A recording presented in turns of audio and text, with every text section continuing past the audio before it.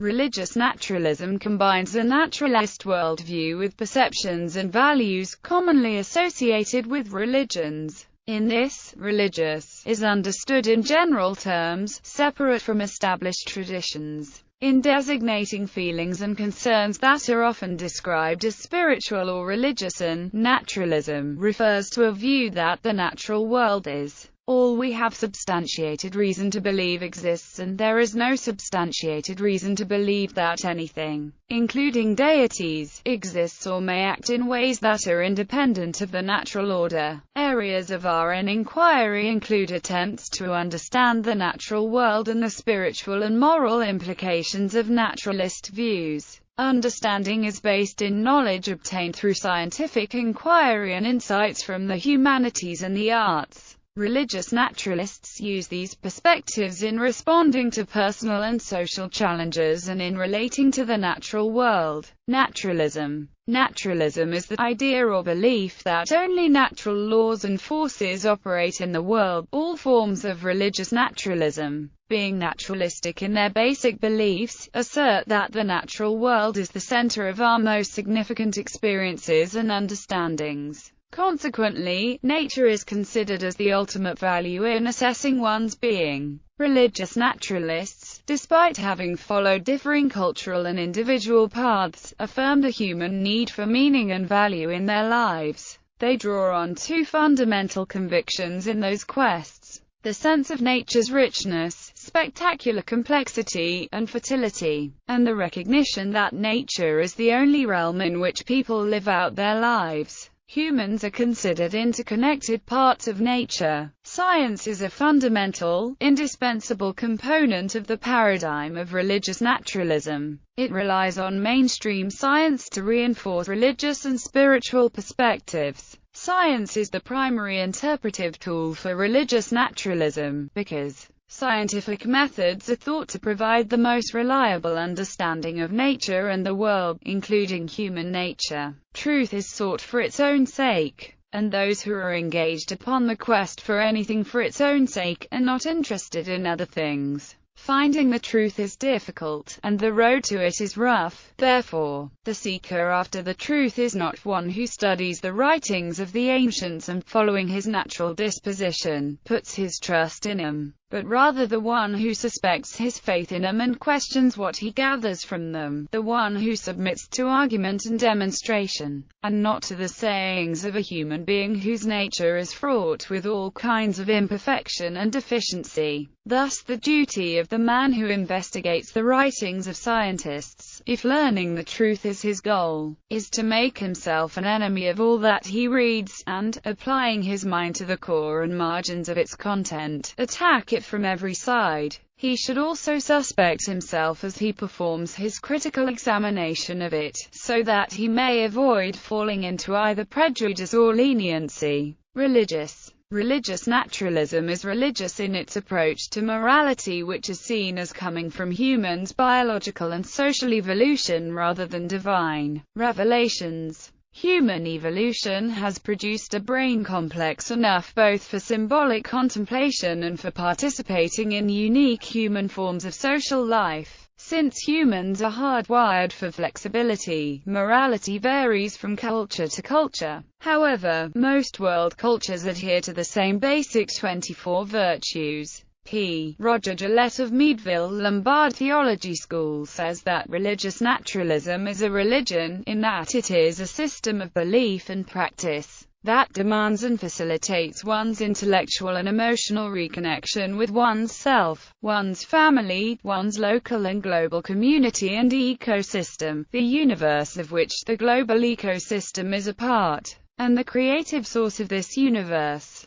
It is also a theology, an ethics, and a full-service belief that requires a radical spiritual transformation. History. Core themes in religious naturalism have been present, in varied cultures, for centuries, but active discussion, with use of this name, is relatively recent. Zeno said, "All things are parts of one single system, which is called nature. Virtue consists in a will which is in agreement with nature." Views consistent with religious naturalism can be seen in ancient Taoist texts and some Hindu views. They may also be seen in Western images that do not focus on active, personal aspects of God, such as Thomas Aquinas' view of God as pure act, Augustine's God as being itself, and Paul Tillich's view of God as ground of being. As Wesley Wildman has described, views consistent with RN have long existed as part of the underside of major religious traditions, often quietly and sometimes in mystical strands or intellectual sub-traditions, by practitioners who are not drawn to supernatural claims. The earliest uses of the term, religious naturalism, seem to have occurred in the 1800s. In 1846, the American Whig Review described a seeming religious naturalism. In 1869, American Unitarian Association literature adjudged religious naturalism differs from this mainly in the fact that it extends the domain of nature farther outward into space and time. It never transcends nature. Ludwig Feuerbach wrote that religious naturalism was the acknowledgement of the divine in nature, and also an element of the Christian religion, but by no means that religion's definitive characteristic or tendency. In 1864, Pope Pius IX condemned religious naturalism in the first 7 articles of the Syllabus of Errors. Mordecai Kaplan, one of the great rabbis of the 20th century and the founder of the Jewish Reconstructionism movement, early advocated religious naturalism. He believed that a naturalistic approach to religion and ethics was possible in a desacralizing world. He saw God as the sum of all natural processes. Other verified usages of the term came in 1940 from George Peregard Conger and from Edgar S. Brightman. Shortly thereafter, H. Dubs wrote an article entitled Religious Naturalism, an Evaluation, which begins, "Religious naturalism is today one of the outstanding American philosophies of religion," and discusses ideas developed by Henri Nelson Wieman in books that predate Dubs's article by 20 years. In 1991, Jerome A. Stone wrote The Minimalist Vision of Transcendence explicitly, to sketch a philosophy of religious naturalism. Use of the term was expanded in the 1990s by Loyal Rue, who was familiar with the term from Brightman's book. Rue used the term in conversations with several people before 1994, and subsequent conversations between Rue and Ursula Goodenough, both of whom were active in IRAs, led to Goodenough's use in her book The Sacred Depths of Nature, and by Rue in Religion is Not About God, and other writings. Since 1994, numerous authors have used the phrase or expressed similar thinking. Examples are Chet Raymer, Stuart Kaufman and Carl E. Peters. Mike Ignatowski states that there were many religious naturalists in the first half of the 20th century and some even before that, but that religious naturalism as a movement didn't really come into its own until about 1990, and took a major leap forward in 1998 when Ursula Goodenough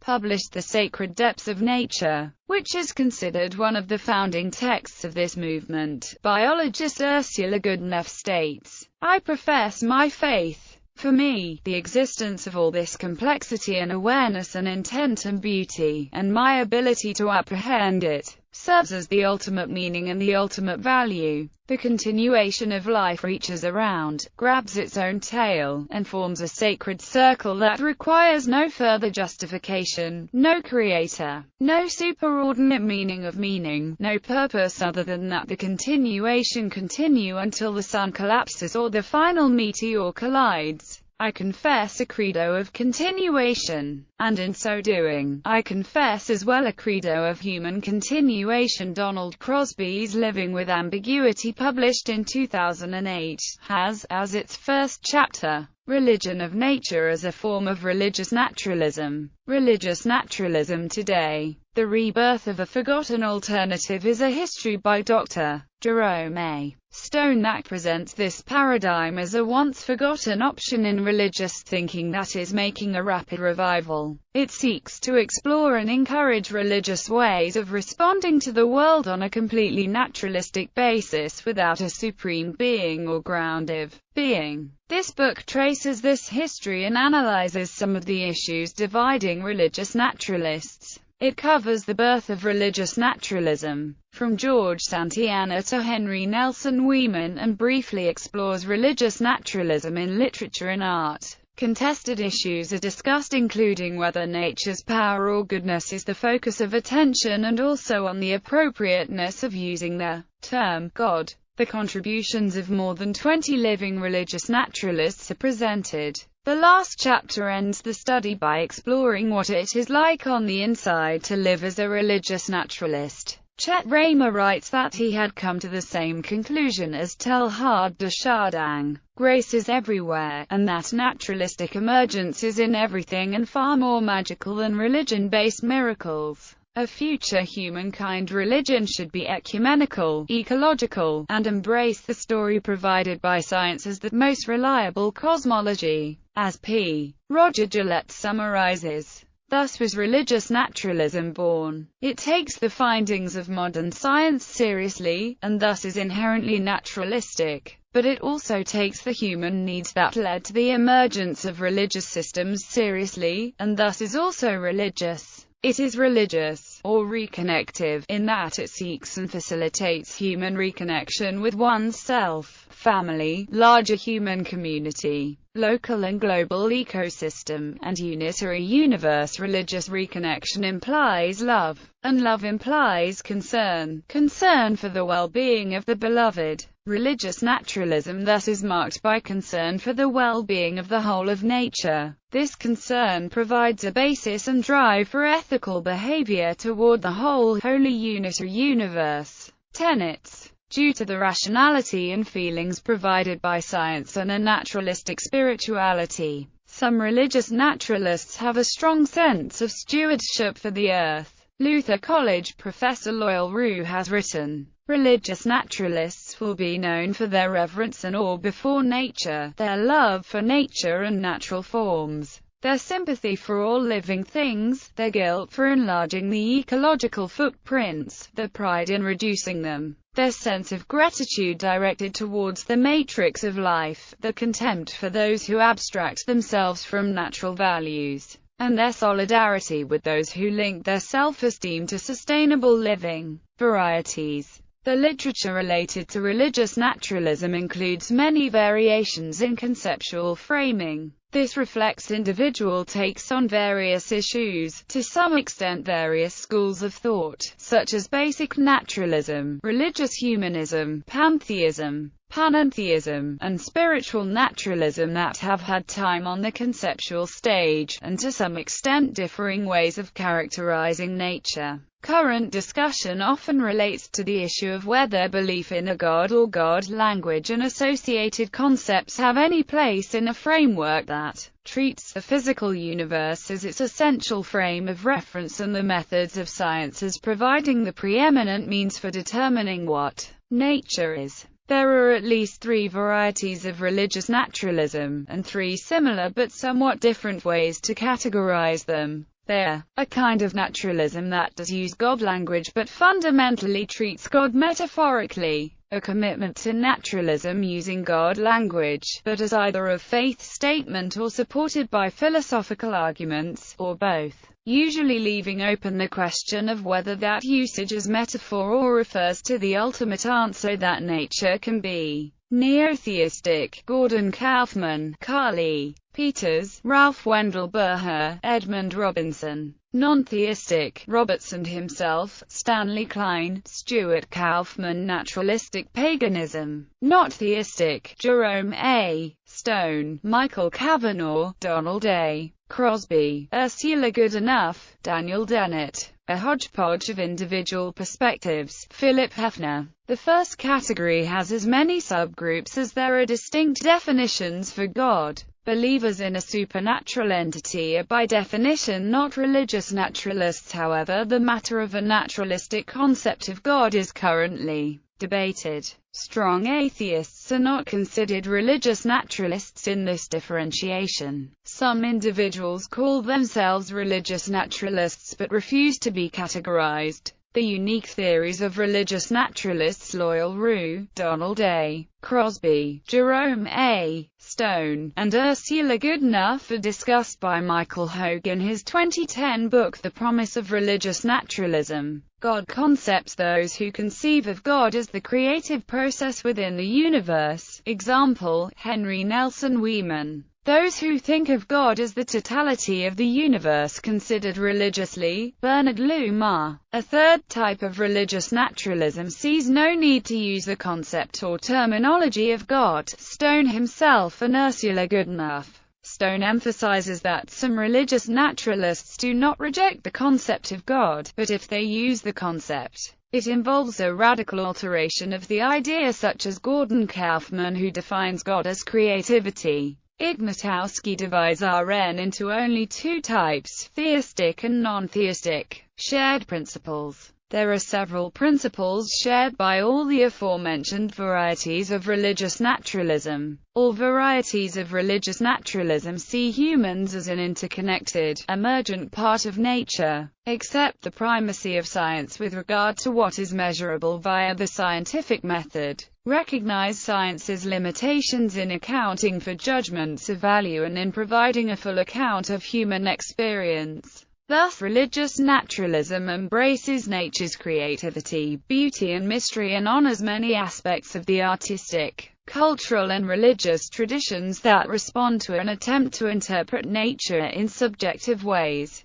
approach matters of morality, ethics and value with a focus on how the world works, with a deep concern for fairness and the welfare of all humans regardless of their station in life. Seek to integrate these interpretative, spiritual and ethical responses in a manner that respects diverse religious and philosophical perspectives, while still subjecting them in itself to rigorous scrutiny. The focus on scientific standards of evidence imbues RN with the humility inherent in scientific inquiry and its limited, albeit ever-deepening, ability to describe reality. A strong environmental ethic for the welfare of the planet Earth and humanity. Belief in the sacredness of life and the evolutionary process. The concept of emergence has grown in popularity with many religious naturalists. It helps explain how a complex universe and life by self-organization have risen out of a multiplicity of relatively simple elements and their interactions. The entire story of emergence is related in the Epoch of Evolution, the mythic scientific narrative used to tell the verifiable chronicle of the evolutionary process that is the universe.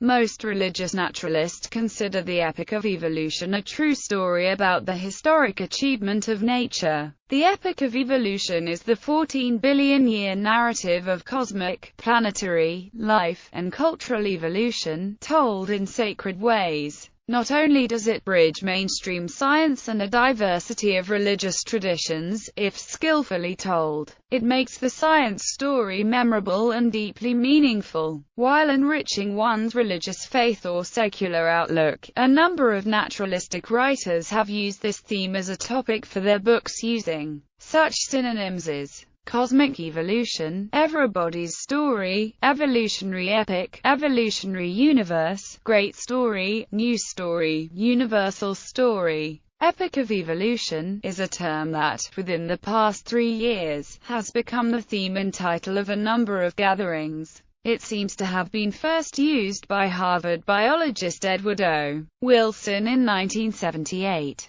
The evolutionary epoch, Wilson wrote in his book on human nature, is probably the best myth we will ever have. Myth as falsehood was not the usage intended by Wilson in this statement. Rather, myth as a grand narrative that provides a people with a placement in time, a meaningful placement that celebrates extraordinary moments of a shared heritage. The Epoch of Evolution is science translated into meaningful story. Evolutionary evangelist Minister Michael Dowd uses the term to help present his position that science and religious faith are not mutually exclusive. He preaches that the epoch of cosmic, biological, and human evolution, revealed by science, is a basis for an inspiring and meaningful view of our place in the universe. evolution is viewed as a spiritual process, that it is not meaningless blind chance. He is joined by a number of other theologians in this position. Notable proponents and critics. Proponents' support for religious naturalism can be seen from two perspectives. One is individuals, in recent times, who have discussed and supported religious naturalism, per se. Another is individuals from earlier times who may not have used or been familiar with the term religious naturalism, but who had views that are compatible and whose thoughts have contributed to development of religious naturalism. People who have been supportive of and who discussed religious naturalism by name include Chet Raymer, Loyal Rue, Donald A. Crosby, Jerome A. Stone, Michael Dowd, Ursula Goodenough, Terence Deacon, Philip Hefner, Ralph Wendell Burher, Mordecai Kaplan, Henry Nelson Weeman, George Santayana, Gordon D. Kaufman, Stuart Kaufman, Stanley A. Klein, C. Robert Metzler, Carly Peters, Varadaraja V. Raman, Ian Barber. People from earlier times, who did not use the term religious naturalism, but who had compatible views, include Epicurus, Lao Tzu, Albert Einstein, W.E.B. Du Bois. Critics. Religious naturalism has been criticized from two perspectives. One is that of traditional Western religion, which disagrees with naturalist disbelief in a personal God. Another is that of naturalists who do not agree that a religious sense can or should be associated with naturalist views. Critics in the first group include supporters of traditional Jewish, Christian, and Islamic religion. Critics in the second group include John Hort, Alvin Plantinga,